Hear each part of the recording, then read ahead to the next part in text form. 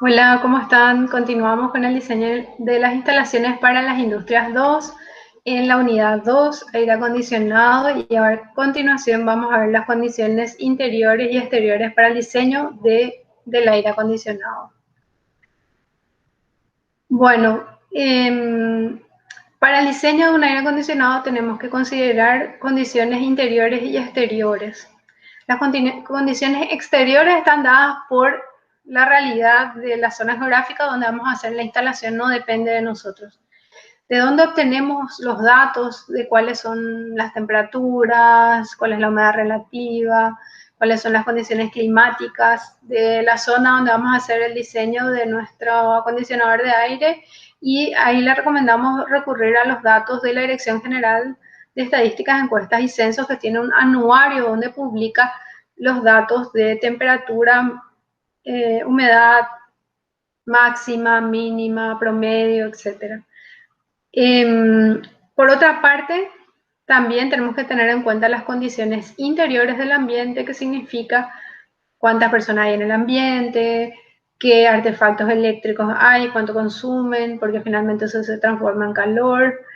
Eh, También tenemos que ver las condiciones materiales de la vivienda, de qué material está compuesto, cuál es su orientación, sus ventanas, etcétera. Vemos en estas dos láminas cómo, por ejemplo, se está aprovechando algunos sistemas de ventilación natural para mejorar las condiciones de refrigeración de un ambiente de forma natural a través de un techo falso que va a una chimenea y que permite entonces la extracción del aire caliente, y a través de una tubería bajo tierra para enfriar el aire del exterior.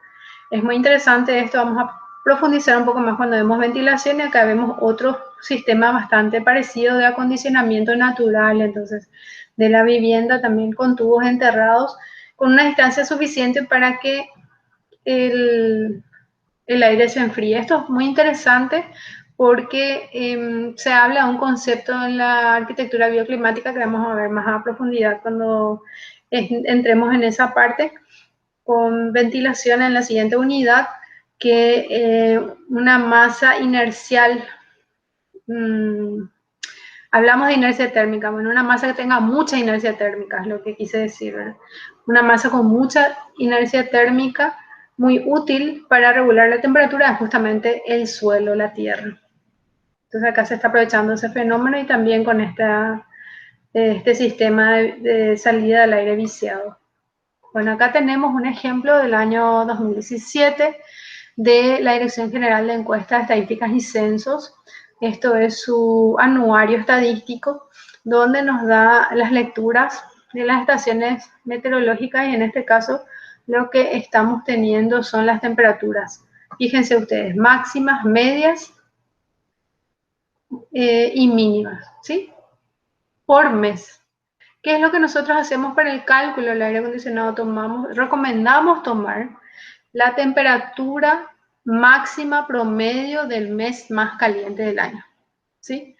Estas son, fíjense, las máximas medias. Por supuesto que en Mariscal Estigarribia se habrá superado la temperatura de 37,8 grados, pero este es el promedio en el mes de enero, que fue el mes más caliente en el caso de Mariscal Estigarribia, y que nos sirve entonces para hacer un cálculo de un aire acondicionado que dé abasto la mayor parte del tiempo. Quizás va a haber un día al año o 2 días al año que ese aire no sea suficiente, pero en general para para todo el verano sí lo va a hacer, porque estamos tomando el promedio de la temperatura máxima diaria del mes más caliente. En el caso, por ejemplo, de Pilar, fíjense que esta temperatura promedio máxima no fue en diciembre, apenas ahí fue en enero, 33,8 grados, sino que fue 33,3 grados, sino que fue en diciembre con 33,8 grados. Quiere decir que no siempre coincide en todas las ciudades de nuestro país el mes de mayor temperatura promedio máximo, eh, sino que pueden ser diferentes valores. Fíjense en lo siguiente, que es muy interesante también analizar. Estas son las humedades relativas. Fíjense como, por ejemplo, en invierno, casi todos, mayo, por ejemplo, fue un mes muy húmedo. En casi todas las ciudades la humedad relativa fue muy alta, Sin embargo, la humedad relativa desciende cuando la temperatura aumenta, y especialmente en el mes más caliente. Manizales de arriba vimos que el mes más caliente era, esta rayita está mal, tiene que estar sobre enero, ¿verdad?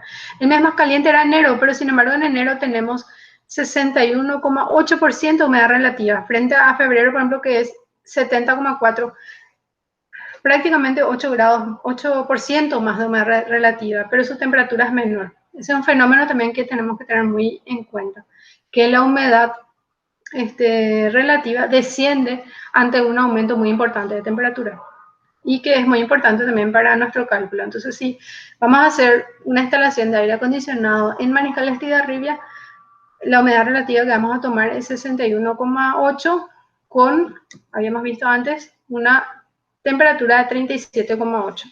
En cambio, si lo hacemos en Pilar, la temperatura va a ser de 33,8 para nosotros la condición exterior y la humedad relativa de 68%, que también es una humedad relativa más baja que todos los otros meses, solamente que Pilar es una zona muy húmeda porque está ahí al lado del río, ustedes lo saben geográficamente.